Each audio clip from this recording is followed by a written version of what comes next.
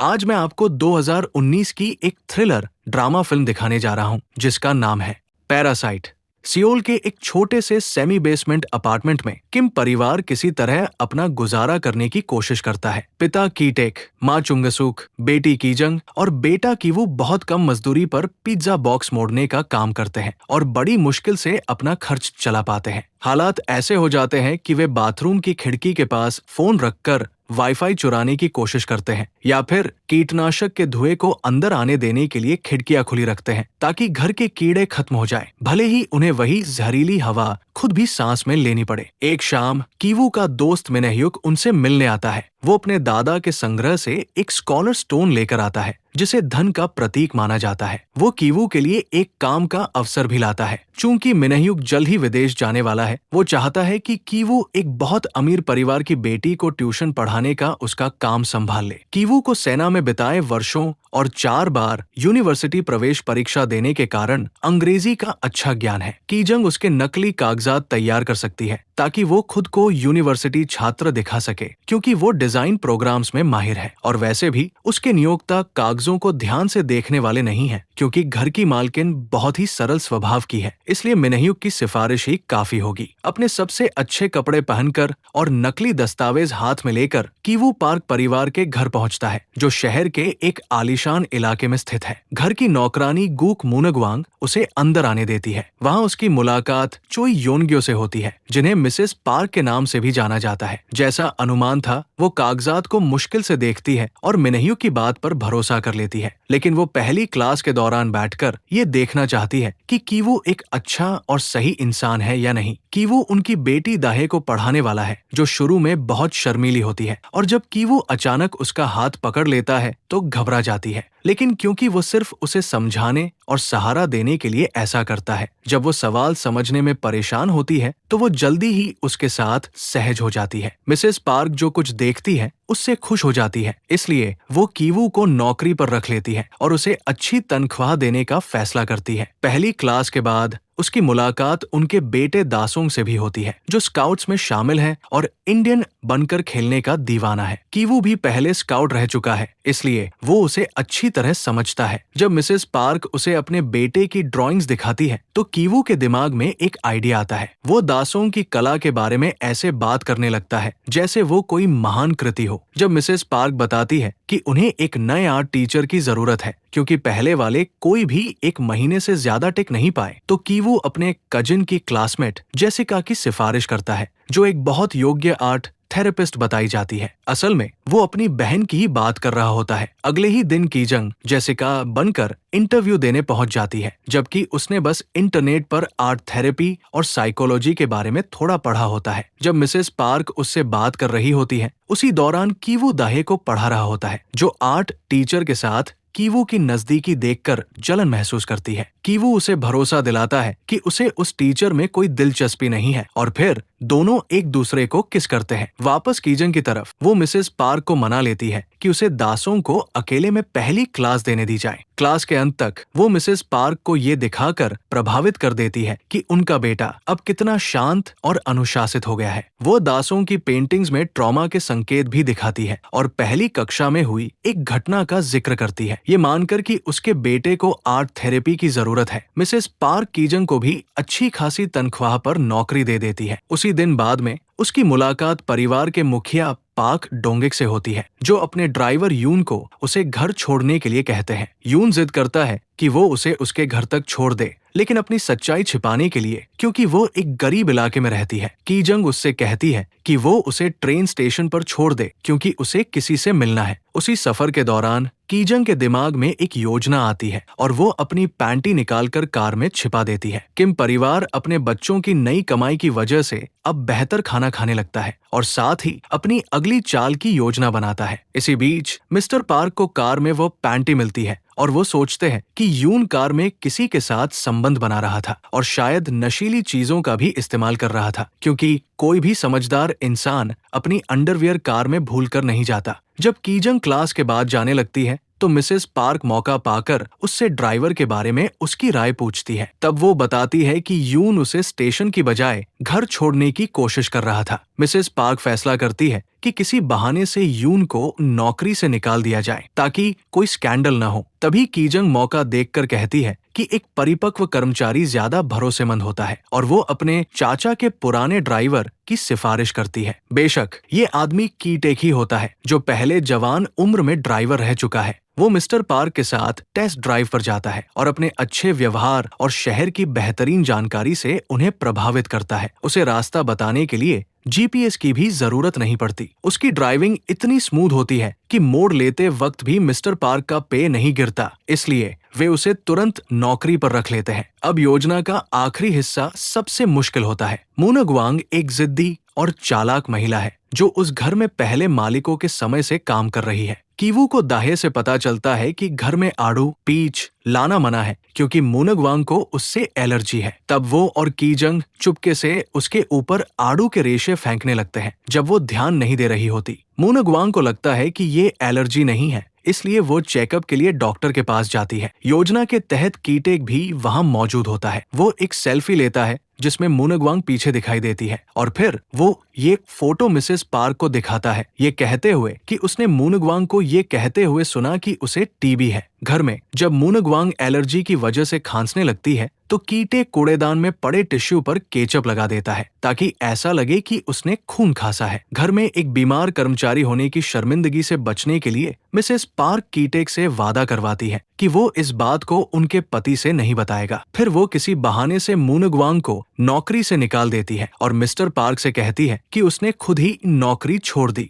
Mister park घर में खाना बनाने और सफाई की कमी को लेकर चिंतित होने लगते हैं। तब कीटेक उन्हें एक प्रतिष्ठित एजेंसी का कार्ड देता है जहां वो कभी काम करने वाला था और उन्हें ये कहने की इजाजत देता है कि ये आइडिया उनका अपना था। ये एजेंसी कथित तौर पर परिवारों को भरोसेमंद कर्मचारी उपलब्ध कराती है, लेकिन असल में ये भी किम परिवार की एक और चाल होती है। कार्ड पर दिया गया फोन नंबर दरअसल कीजंग का लिया हुआ दूसरा नंबर होता है। जब मिसेस पार्क उस पर कॉल करती है तो कीजंग एक सेक्रेटरी बनकर बात करती है और बहुत सारे आधिकारिक कागजात की मांग करती है। आखिरकार चुंगसुक को नई हाउसकीपर के रूप में रख लिया जाता है और इस तरह पूरा किम परिवार उस घर में काम करने लगता है। दासोंग नोटिस करता है कि सबकी एक जैसी गंध है, लेकिन वे समझ जाते हैं कि ये साबुन की नहीं बल्कि उनके पुराने और सस्ते अपार्टमेंट की गंध है। एक दिन पार्क परिवार कैंपिंग ट्रिप पर चला जाता है और घर की देखभाल के लिए चुंगसुक को छोड़ जाता है। जैसे ही वे जाते हैं पूरा किम परिवार वहां आकर कुछ समय के लिए रहने लगता है। वे घर के सारे कमरों का इस्तेमाल करते हैं, सारा खाना खा लेते हैं, महंगी वाइन पीते हैं और कीवू तो दाहिए की डायरी भी चुराकर पढ़ता है क्योंकि वो चाहता है कि जब वो यूनिवर्सिटी में दाखिला ले तो वो उसे प्रपोज करे। डिनर के दौरान किम परिवार इस बात की कल्पना करता है कि एक अमीर परिवार में शादी करके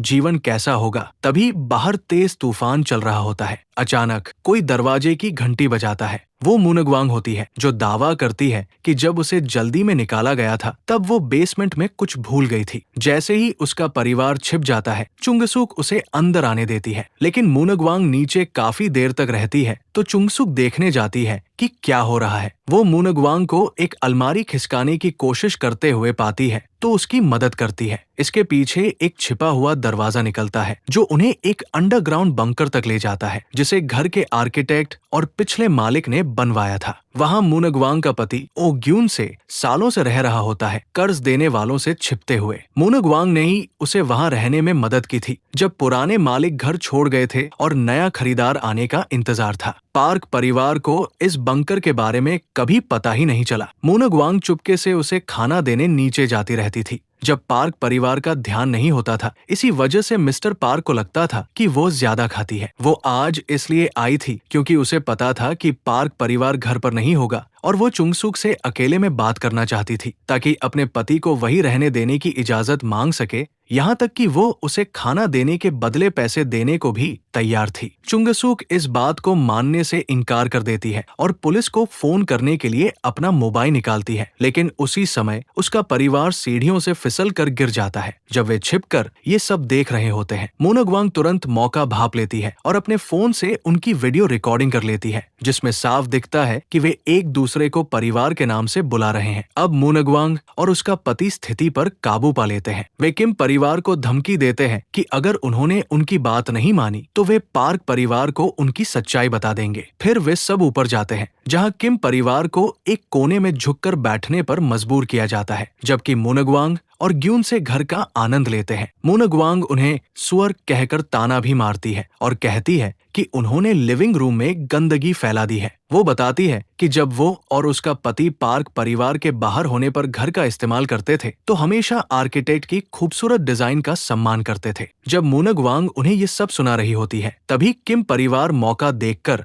सोफे की ओर झपटता है और फोन छीनने के लिए दोनों पति पत्नी से जमीन पर ही भिड़ जाता है। कीटे ग्यूनसे को पकड़ लेता है और कीजंग मूनगवांग पर आड़ू फेंककर उसे बेहोश कर देती है, जबकि कीवू उसका फोन लेकर रिकॉर्डिंग डिलीट करने लगता है। अचानक घर का फोन बजने की आवाज सुनकर सब रुक जाते हैं। चुंगसुक फोन उठाती है और ये सुनकर हैरान रह जाती है कि मिसेस पार्क कह रही है कि वे लोग जल्दी वापस आ रहे हैं, क्योंकि तूफान की वजह से कैंपिंग जारी रखना संभव नहीं है, इसलिए वो डिनर तैयार कर ले। जैसे ही वो फोन रखती है, पूरा परिवार तुरंत हरकत में आ जाता है। चुंगसुक खाना बनाने लगती है। कीटे ग्यूनसे को बेसमेंट में ले जाकर बांध देता है। कीजंग कचरे को फर्नीचर के नीचे छिपा देती है और बेहोश मूनगवांग को भी बेसमेंट में ले जाने के बाद कीवू ऊपर जाकर डायरी वापस रखने जाता है। उसी समय पार्क परिवार लौट आता है, इसलिए कीवू दाहे के बिस्तर के नीचे छिप जाता है और कीजंग टेबल के नीचे घुस जाती है। मूनगवांग होश में आ जाती है और भागने की कोशिश करती है, लेकिन चुंगसुक उसे वापस बेसमेंट में धक्का दे देती है, जिससे वो गिरकर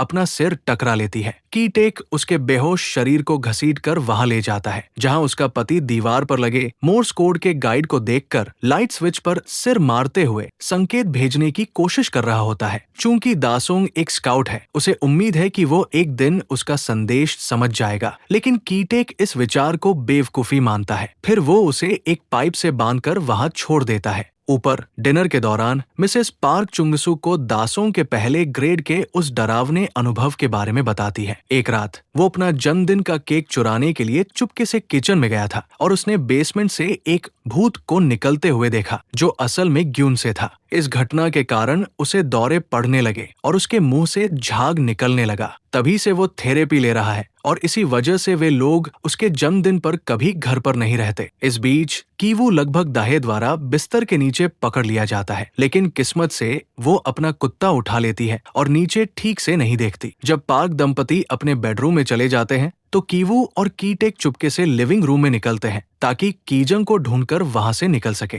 तभी अचानक दासोंग चिल्लाता हुआ नीचे आ जाता है और तीनों को मजबूरन टेबल के नीचे छिपना पड़ता है। असल में दासोंग बारिश में गार्डन में कैंप करना चाहता है और उसके माता पिता उसे इसकी अनुमति दे देते हैं। वे खुद उस पर नजर रखने के लिए सोफे पर सोने का फैसला करते हैं। अब किम परिवार को छिपे छिपे पार्क दंपति की बातें सुननी पड़ती है, जहां वे उनके शरीर की गंध की शिकायत करते हैं और एक दूसरे के साथ अंतरंग होने लगते हैं। जब आखिरकार वे गहरी नींद में सो जाते हैं, तब किम परिवार घर से निकलकर बारिश में अपने इलाके की ओर भागता है, जो सीवर के पानी से बुरी तरह भर चुका होता है। उनका अपना अपार्टमेंट भी डूब चुका होता है, इसलिए वे जितना सामान बचा सकते हैं उतना लेकर वहां से निकल जाते हैं और रात एक स्थानीय जिम्नेजियम में बिताते हैं, जहां तूफान से बेघर हुए लोगों के लिए जगह खोली गई होती है। कीवू अपने साथ उस स्कॉलर स्टोन को भी ले आया होता है और सोते समय उसे गले लगाकर सोता है, क्योंकि वो ये सुनकर परेशान है कि उसके पिता के पास बेसमेंट में छोड़ी गई समस्या से निपटने की कोई योजना नहीं है। उधर बंकर में मूनगवांग की पहले लगी चोट के कारण मौत हो जाती है और ग्यून से लाइट्स के जरिए मोर्स कोड में मदद मांगने की कोशिश करता है। दासोंग इसे देखता है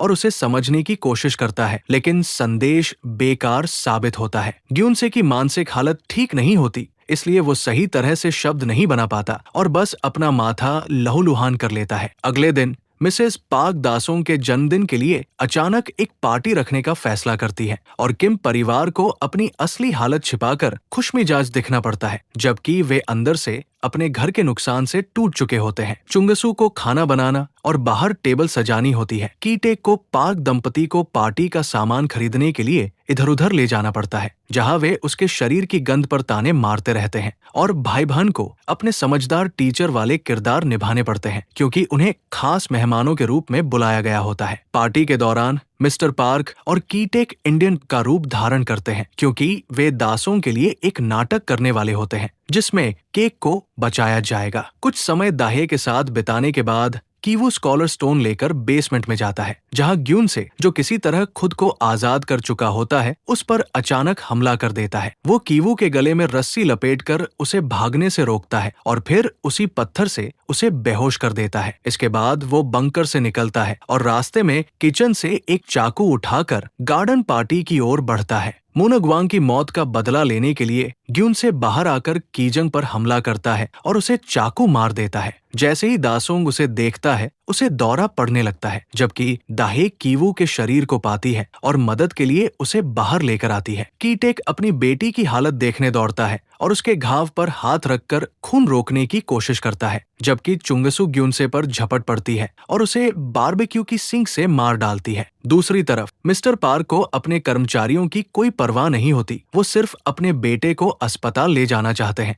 इसलिए वो कीटेक से गाड़ी चलाने की मांग करते हैं। लेकिन कीटेक अपने परिवार को छोड़कर जाने को तैयार नहीं होता, इसलिए वो चाबी उनकी ओर फेंक देता है ताकि वे खुद गाड़ी चला सकें। चाबी घास पर गिर जाती है और उसी समय ग्यूनसे का शरीर उसके ऊपर आ गिरता है। मिस्टर पार्क चाबी उठाने के लिए आगे बढ़ते हैं, लेकिन इतनी गंभीर स्थिति में भी वो शव को हटाते समय अपनी नाक ढक लेते हैं। इस घिनौने व्यवहार से गुस्से में आकर कीटेक चाकू उठाता है और मिस्टर पार्क की हत्या कर देता है, फिर वहां से भाग जाता है। कुछ हफ्तों बाद कीवू ब्रेन सर्जरी के बाद होश में आता है। चोट और ऑपरेशन की वजह से उसका मानसिक संतुलन थोड़ा कमजोर हो जाता है, इसलिए उसके साथ जो कुछ भी होता है वो अनियंत्रित हंसी में प्रतिक्रिया देता है, जैसे अपनी बहन की मौत और पिता के लापता होने की खबर सुनना, गिरफ्तारी होना, धोखाधड़ी के मामले में ट्रायल चलना और फिर उस दर्दनाक घटना के कारण जिसे आत्मरक्षा माना जाता है, सशर्त रिहाई मिल जाना। वो तभी हंसना बंद करता है जब वो एक न्यूज रिपोर्ट देखता है जिसमें अब खाली पड़े उस घर को दिखाया जा रहा होता है,